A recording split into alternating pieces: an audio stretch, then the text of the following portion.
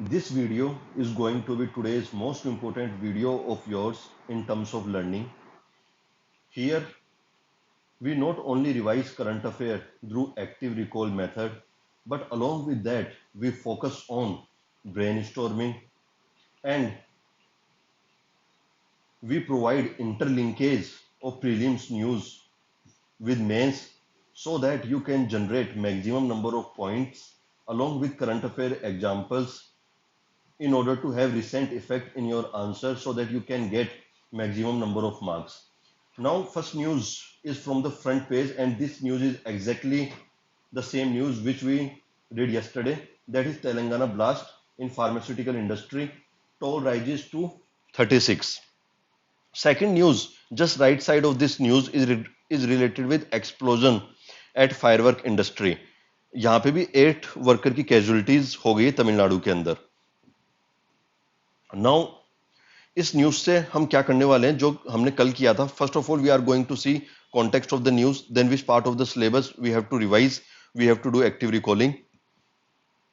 Then क्या हमारे पास इस न्यूज से रिलेटेड थ्योरी है क्या, एनडीएमए गाइडलाइन से रिलेटेड थ्योरी है क्या, फैक्ट्रीज एक्ट से रिलेटेड जो प्रोविजन होते हैं उससे रिलेटेड हमारे पास थ्योरी है क्या, या तो हमारे नोट्स के अंदर है, इधर we are going to do Google.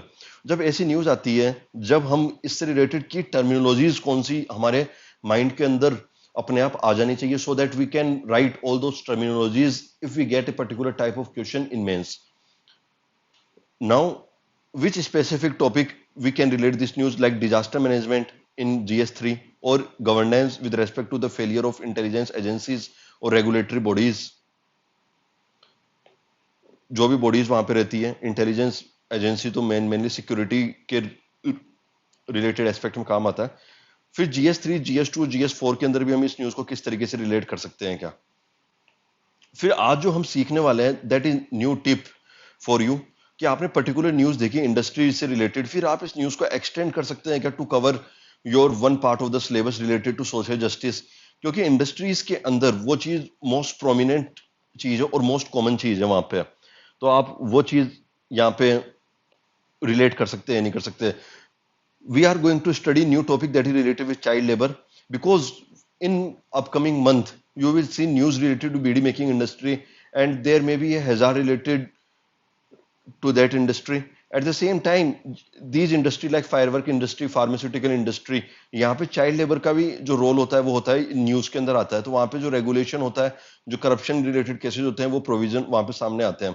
तो चाइल्ड रिलेटेड न्यूज को हमको किस तरीके से मेंस रिलेटेड तैयार करना है, एंड हमारी यहाँ पे जो हम किस तरीके से फील करने चाहिए पर्टिकुलर टॉपिक को देखते हुए, so that whenever any news with respect to industry comes, हमारे दिमाग में वही चलना चाहिए और हमारी अप्रोच, हमारा attitude with respect to preparation कैसा होना चाहिए, वो 15-20 पॉइंट अप्रोच में बोलता हूं जो आपको मैंने पहले प्रीवियस सेशन के अंदर बता रखा है. कि चाइल्ड लेबर रिलेटेड आपको कोई न्यूज में आई, आपने वहां पे देखा इसके रीजन क्या होंगे, इसका इंपैक्ट क्या होगा, कॉन्स्टिट्यूशन के अंदर कोई प्रोविजन है क्या, इससे रिलेटेड कोई स्कीम है क्या, आपके पास स्कीम का एग्जांपल होगा. तो ये जो सब्जेक्ट से रिलेटेड आपके पास 2-2, 3-3, 4-4 पॉइंट आते रहेंगे, ये 15-20 पॉइंट अप्रोच है. इससे आप पर्टिकुलरली 250 वर्ड का आंसर इजीली जनरेट कर सकते हैं.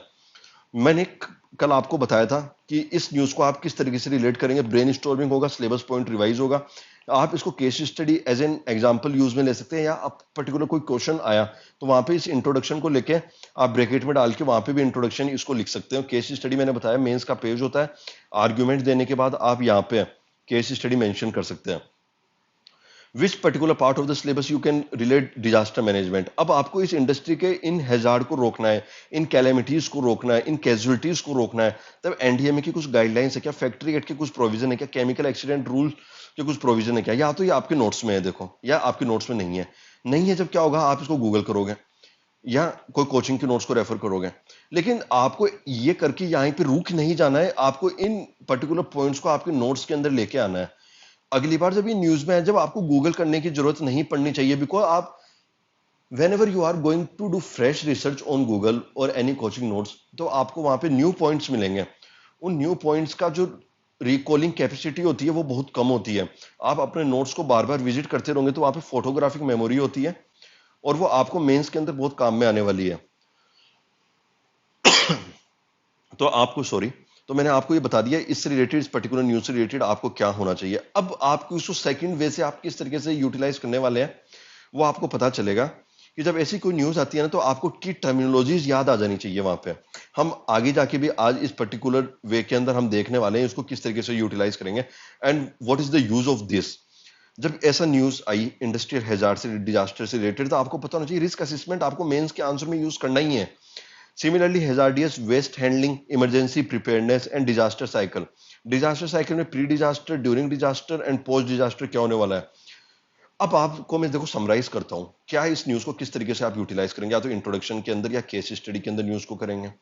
सेकंड चीज, आपका जो सिलेबस के अंदर जो गाइडलाइंस है एनडीए में रिलेटेड गाइडलाइंस, या कुछ भी केमिकल इंडस्ट्री केमिकल एक्ट से रिलेटेड जो गाइडलाइंस होगी, एक्सीडेंट रूल से, फैक्ट्री एक्ट से रिलेटेड कुछ होगा, चाइल्ड लेबर रिलेटेड कोई न्यूज होगी, तो वहां से आपके नोट्स के अंदर पॉइंट होंगे, आपको उसको रिकॉल करना पड़ेगा। जैसे मान लो चाइल्ड लेबर से रिलेटेड कुछ है आपके आर्टिकल के अंदर, तो आपको पता होगा कि 14 ईयर एज से नहीं होता, और आर्टिकल जो 24 है वो भी चाइल्ड लेबर से रिलेटेड, ये आपके नोट्स में होगा। यदि चाइल्ड लेबर से रिलेटेड कोई क्वेश्चन होगा तो आपको ये अपने माइंड को सर्कुलेट करना ही है। जितने भी पॉइंट्स होंगे आपकी वोकेबलरी से डेवलप होगी, वही आपको मेंस के अंदर यूटिलाइज होने वाली है।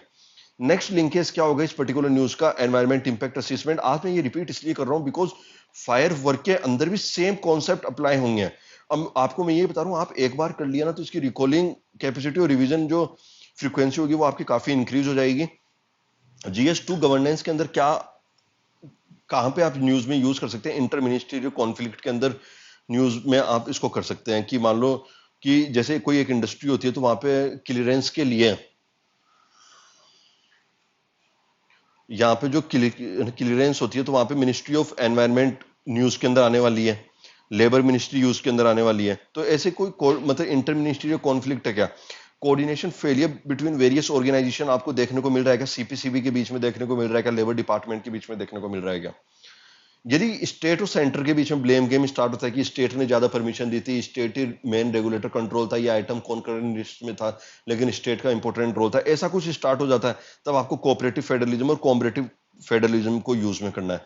जीएस4 से में किस तरीके से रिलेट होगा कि जब ऑर्गेनाइजेशन एथिक्स आते हैं, जब वर्क कल्चर आता है, जब बिजनेस एथिक्स आते हैं, तब भी आप वहां पे इस एग्जाम्पल को रिलेट कर सकते हैं। ऑर्गेनाइजेशन एथिक्स के अंदर आप किस तरीके से मेंशन करेंगे आपके आर्गुमेंट को कि industry tries to maximise profit by overlooking various guidelines in the various act. तो वो अपने प्रॉफिट को मैक्सिमाइज करती है या लूप होल्स ढूंढ लेती है। और इससे रिलेटेड ही एथिक्स के अंदर एक क्वेश्चन भी आ रखा है कि आपको आपके rights versus what is right thing to do, इनके बीच में पता होना चाहिए आपको। तो यही है कि उन मतलब हो सकता है कई बार लॉज अलाउ करते हो, क्योंकि लॉज उतने डिटेल में नहीं बनाए जाते, क्योंकि लॉज इवॉल्व होते हैं सिचुएशन को देख के और इंडस्ट्री उसमें से लूप होल प्रोवाइड कर लेती है। तो इस तरीके से आपको इस न्यूज को एथिक्स में रिलेट करना है। देखो आपको समराइज करना है इसको, मैंने आपको क्या क्या बताया पर्टिकुलर न्यूज को इंट्रोडक्शन में कैसे करना है, केस स्टडी के अंदर कैसे करना है। सेकेंडली आपको आपके नोट्स को किस तरीके से रिकॉल करना है, एनडीएम की गाइडलाइंस को कहां से यूज करना है। थर्ड मैंने आपको बताया कि की टर्मिनोलॉजीज आपको किस तरीके से रिवाइज करनी है। आज इस पर्टिकुलर न्यूज से जो सीखने वाला था ना, जो फायर वर्क से थी, तो मैंने बताया था इन इंडस्ट्रीज के अंदर चाइल्ड लेबर काफी ज्यादा होता है। तो आप अब देखो, या तो आपके चाइल्ड लेबर के आपके पास नोट्स होंगे या नोट्स नहीं होंगे। नोट्स नहीं होंगे तो दो ही केस होंगे, गूगल करोगे या आर्टिफिशियल इंटेलिजेंस के टूल का यूज करोगे या कोचिंग नोट्स करोगे, उसमें से आप देखोगे। लेकिन मैं यही बोल रहा हूँ कि फ्यूचर के अंदर दोबारा चाइल्ड लेबर रिलेटेड कुछ न्यूज आई तो आपको ये दोबारा काम नहीं करना है, या आपको आज ही नोट्स में लेके आना है। ये बहुत ही एफर्ट वाला वर्क है, लेकिन this work is only going to reward you. बार बार उसको देखोगे, फोटोग्राफिक मेमोरी डेवलप होगी। अब नाउ देखो चाइल्ड लेबर से रिलेटेड आपको किस तरीके से आपको देखना है। सबसे पहले आपके पास कुछ डेटा होना चाहिए, चाइल्ड लेबर क्यों होता है, इसके इंपैक्ट क्या होने वाले हैं सोसाइटी के अंदर, कुछ कॉन्स्टिट्यूशन प्रोविजन है क्या, क्या कुछ लॉज है क्या चाइल्ड लेबर से रिलेटेड, कुछ स्कीम है क्या, कोई एनजीओ है क्या चाइल्ड लेबर से रिलेटेड। जब डेटा की बात आएगी, जब मैं आपको बताता हूँ, you can refer one of the document by only IAS, it comes with the name of value addition document and you can search it on their channel. तो वहां पे ये सब मिल जाएगा कि चाइल्ड लेबर से रिलेटेड डेटा क्या है, कुछ कमेटी क्या मेंशन है, गवर्नमेंट की स्कीम क्या है, या कुछ लॉज रिलेटेड क्या है वहां पे। तो वहां से आप अपनी रिपोजिटरी बनाते रहो, उसको एक्टिव रिकॉल करते रहो वहां से आप। और जब आपने देखा कि चाइल्ड लेबर से रिलेटेड आपको इस फ्रेमवर्क के अंदर चीजें याद करनी है, तब आपको पता चलेगा हाँ यार सेंसस से मैंने एक डेटा पढ़ा था, सॉरी, कि 10.1 मिलियन चाइल्ड लेबर है वहां पे। रीजन क्या होते हैं? पुश फैक्टर होता है, पुल फैक्टर होता है, गवर्नेंस फैक्टर होता है। पुश के अंदर आप ब्रेनस्टॉर्म करो कि पॉवर्टी क्या रीजन है, क्या पॉवर्टी रीजन है, क्या कि पॉवर्टी होती है तो ये चाइल्ड लेबर के अंदर किस तरीके से इंपैक्ट करता है। पेरेंट्स अनएम्प्लॉयड हैं तो उस रीजन में क्या करता है, एजुकेशन कम है तो उस केस के अंदर किस तरीके से इंपैक्ट करता है। पुल फैक्टर देखो ये बताता हूँ, आजकल की सोसाइटी में मिडिल क्लास ज्यादा हो रही है, इररेस्पेक्टिव चाहे इनकम इंक्रीज हो रही है नहीं हो रही है, लेकिन उनके अलग अलग केसेस के अंदर मिडिल क्लास को क्लासीफाई किया जा सकता है। वो आप पढ़ोगे, आप जब सोसाइटी रिवाइज करोगे। तो मिडिल क्लास के अंदर क्या फिनोमिना हो रहा है कि चाइल्ड लेबर को एम्प्लॉय करने की tendency as a status symbol वहां पे देखा जा रहा है। अब चाइल्ड लेबर को एम्प्लॉय करते हैं ना, तो मिडिल क्लास को क्या मिलता है, लो कॉस्ट के अंदर लेबर मिल जाता है। फिर उसके और दूसरा फायदा क्या होता है, जो चाइल्ड होते हैं वो ज्यादा आर्ग्यूमेंट नहीं कर पाते, ज्यादा बार्गेनिंग नहीं कर पाते, अपनी बात को अच्छे से कह नहीं पाते। तो ये वहां पे जो मिडिल क्लास का जो फिनोमिना राइज हो रहा है, वही एक पुल फैक्टर है। सिमिलरली पुल फैक्टर में क्या होगा, कुछ इंडस्ट्री होती है जो चाइल्ड लेबर रिलेटेड, चाइल्ड को एम्प्लॉयमेंट देने की फेवर में रहती है, जैसे बीड़ी मेकिंग इंडस्ट्री होती है, कॉटन मेकिंग इंडस्ट्री होती है, वहां पे सॉफ्ट हैंड्स होते हैं। गवर्नेंस रिलेटेड कुछ फैक्टर है क्या, जो भी लॉज होते हैं उनका प्रॉपर इंप्लीमेंटेशन हो रहा है नहीं हो रहा है, कुछ नेचुरल कैलेमिटी आ जाती है, कोई डिजास्टर हो जाता है, तो वहां पे जो चाइल्ड ऑर्फन हो जाते हैं तो उस केस के अंदर उनका प्रॉपर रिहेबिलिटेशन हो रहा है नहीं हो रहा, तो ये गवर्नेंस रिलेटेड मैकेनिज्म है। तो आपने पहले ही एक फ्रेमवर्क बना लिया था कि आप चाइल्ड लेबर को किस तरीके से देखोगे, फिर आपने ब्रेन स्टॉर्म कर लिया कि उसके रीजन क्या है। अब आप इसका इंपैक्ट देखोगे, इन सोसाइटी में क्या इंपैक्ट होने वाला है, नेशन की ग्रोथ में क्या इंपैक्ट होने वाला है, चाइल्ड की जो मेंटल हेल्थ है उस पर क्या इंपैक्ट होने वाला है, उनके पेरेंट्स पे क्या इंपैक्ट होने वाला है, डेमोग्राफिक डिविडेंड में क्या इंपैक्ट होने वाला है, तो वो भी आपको ब्रेन स्टॉर्म करना है। Governance related push factor pull factor मैंने आपको डिस्कस कर लिया, चाइल्ड लेबर रिलेटेड फ्रेमवर्क मैंने आपको डिस्कस कर लिया। अब नेक्स्ट टिप देखो, मैं यहाँ पे ये बोलने वाला हूँ जो आपको करनी नहीं है लेकिन आपको दिमाग में रखनी है। वो न्यूज आई इंडस्ट्री से रिलेटेड, आपको डायरेक्ट आपने रिलेट किया कि इंडस्ट्री में चाइल्ड एम्प्लॉय होते हैं और चाइल्ड लेबर होता है वहां पे, तो आपने चाइल्ड लेबर से रिलेटेड पॉइंट्स ब्रेनस्टॉर्म कर लिए। Now child related social issues कौन से हैं? चाइल्ड मैरिज भी तो होती है, पॉक्सो एक्ट भी तो है, ट्रैफिकिंग भी तो होती है, जुवेनाइल डेलिक्वेंसी भी तो होती है। Similarly in future what comes women related news will appear, then you have to analyse women related social issues. उससे रिलेटेड सोशल इश्यूज कौन से हैं?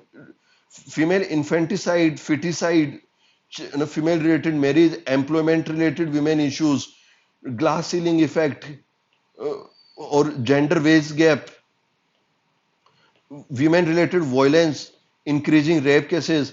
तो ये जो सब रिलेटेड है, वीमेन रिलेटेड न्यूज है, तो आपको इसको ब्रेन स्टॉर्म करना है। जैसे इवन आप ये भी ब्रेन स्टॉर्म कर सकते हो जो कि सोशियोलॉजी में किया जाता है कि nowadays rape cases are increasing despite having stringent laws.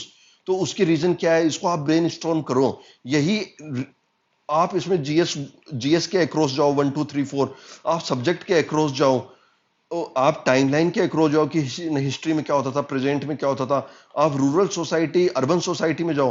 देखो यही एक्सरसाइज आपको इस एग्जाम को क्लियर करने के अंदर हेल्प करेगी। मैं पिछले 10 दिन से यही बता रहा हूं, आप बड़े भाई समझ के इस चीज को मान लीजिए। जैसे मैंने आज आपको बोला कि आज आप ये ब्रेन स्टॉर्म करो, पॉइंट्स निकालो, मेंस में जब क्वेश्चन आएंगे तो आपको इसी तरीके से ब्रेन स्टॉर्म करना है। नाउ लॉज मैंने आपको बताया था, चाइल्ड रिलेटेड लॉज कौन से, स्कीम, पेंसिल, पोर्टल है, एनजीओ, बचपन बचाओ आंदोलन, जो कि इस फ्रेमवर्क में हम चलेंगे। सेकंड न्यूज देखो कैसे है, ह्यूई दिवस करके न्यूज के अंदर है। अब प्रीलिम में किस कैसे क्वेश्चन आता है, एक क्वेश्चन आ रखा है 2022 या 1 के अंदर कि उलगुलान किससे रिलेटेड है, बिरसा मुंडा से रिलेटेड है, मुंडा रिबेलियन से रिलेटेड है। अब इससे रिलेटेड क्या आएगा, देखो एक पैराग्राफ दे देंगे, वहां पे इंफॉर्मेशन ड्रॉप करते चलेंगे, फिर आपको बताना है ये कौन से रिवॉर्ड से रिलेटेड है, या पर्टिकुलरली आपको एक नाम दे देंगे, उससे डायरेक्ट रिलेटेड पूछ लेंगे। जब हुई दिवस करके आएगा या ऐसे बोलेंगे कि ऐसा कोई रिवोल्ट है दमन कोई रीजन के अंदर हुआ है या राजमहल रीजन के अंदर हुआ है, या उस रिवोल्ट के की फिगर दे देंगे, सिद्धू कानू दे देंगे, चांद भैरव दे देंगे या फूलो जानो दे देंगे। फिर आपको पता लगाना है कि ये कौन से रिवोल्ट से, तो आपको पता चलेगा वहां से संथाल रिबेलियन से रिलेटेड है। ये तो देखो इस न्यूज का प्रीलिम वाला पार्ट हो गया। नाउ आप इस न्यूज को मेंस में किस तरीके से यूज करने वाले हो वो मैं आपको बताता हूँ। Generally, what happens that women related question has been asked in GS1 as well as there has been trend in essay also. Or what you can do, you can apply your writing skill and you can bring one paragraph of women related in essay. जब वहां पे क्या होता है, लोग generally रानी Lakshmibai, Begum Hazrat Mahal, Sarojini Naidu, any बसंत, अरुणा असफ अली और इनका contribution ये होने वाला है, इसका एग्जांपल ऐसे के अंदर देते हैं, या GS1 के अंदर क्वेश्चन रिलेटेड एस्पेक्ट आता है। जैसे एक क्वेश्चन आया हुआ है मेंस के अंदर कि विमेन का कंट्रीब्यूशन क्या रहा है इंडियन फ्रीडम स्ट्रगल के अंदर। अब आप देखो फूलो और जानो करके भी एक ट्राइबल वीमेन है, इनका संथाल रिबेलियन के अंदर काफी इंपॉर्टेंट रोल हुआ है। अब आप ये पॉइंट मेंशन करोगे वहां पे, इनके नाम एग्जांपल करोगे, तो your answer will definitely will be unique answer and you will get more marks. तो आपको मेंस में इस आर्टिकल को इस तरीके से यूज में करना है, प्रीलिम्स में आपने यूज करना सीख ही लिया है। Now third news related with Quad at ship observer mission. अब देखो प्रीलिम रिलेटेड क्या होने वाला है, ये देखो इन्हीं क्वेश्चन से प्रीलिम रुकता है, क्लियर होता है। बेसिक जो सब लोग जो पढ़ने वाले होते हैं 60-70 हजार तो होते ही हैं, लेकिन कई बार क्या होता है, जैसे ऐसे आता है विलमिंगटन डिक्लेरेशन, वहां पे 4 स्टेटमेंट होते हैं, या तो ये आपको आता है या नहीं आता है, क्योंकि स्टैटिक इंफॉर्मेशन का पार्ट है नहीं, करंट अफेयर आपने मिस किया है या उसको अच्छे से रिवाइज नहीं किया और ये दिए क्वेश्चन आ गया, तो फिर वो या तो -2.66 देके जाएगा या +2 नंबर देके जाएगा। तो जो विलमिंगटन डिक्लेरेशन है वो क्वाड से रिलेटेड है, और उसी डिक्लेरेशन के अंदर शिप ऑब्जर्वर मिशन से बात हुई है।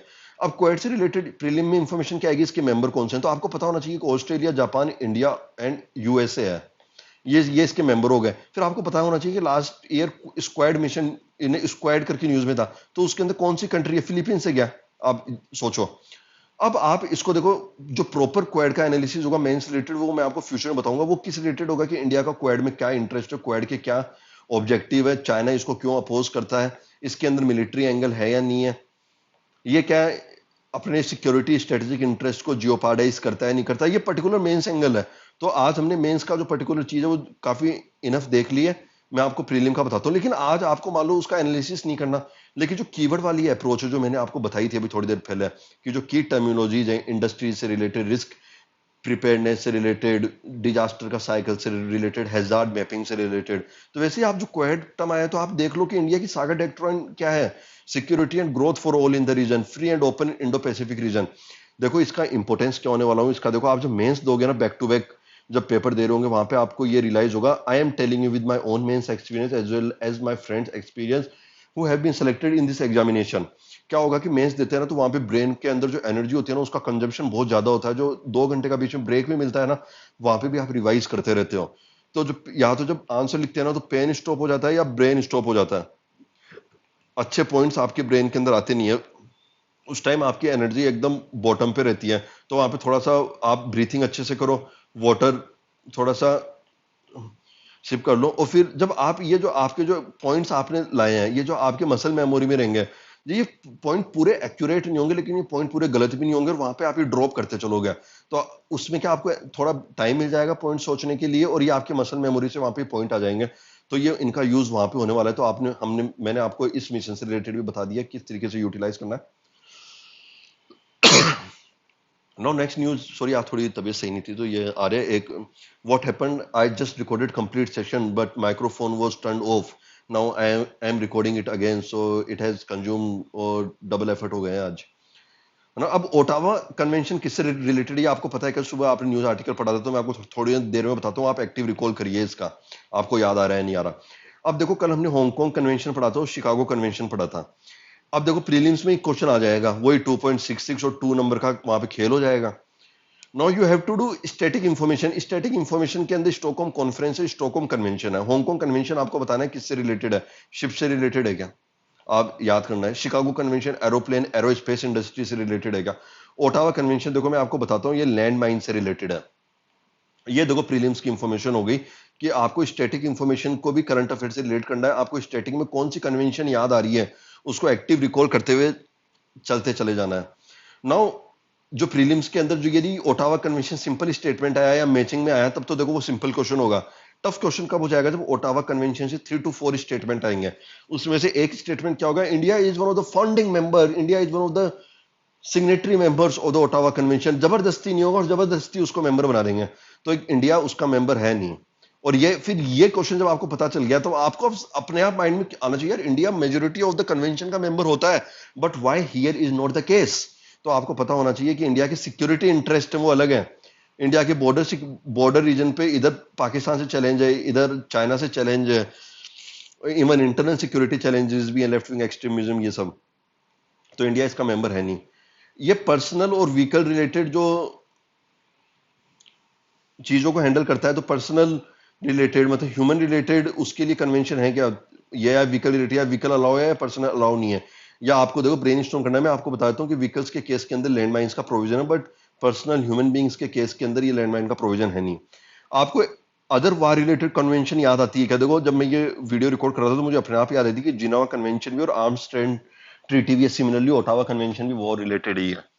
अब मेंस के अंदर किस तरीके से यूटिलाइज करना है मैंने आपको बता दिया कि why India is reluctant to sign it, मैंने आपको बता दिया बॉर्डर सिक्योरिटी है और land mine as a defensive tool use किया जाता है। अब यहाँ पे देखो डिलेमा क्या आ रहा है एज ए गवर्नमेंट को, तो आ रहा है tactical necessity versus humanitarian concern. Tactical necessity मतलब जो लैंड माइन है वो एज ए डिफेंसिव टूल है, प्रोटेक्टिव टूल है, वहीं तो मतलब सिक्योरिटी मिलेगी अपने रीजन को।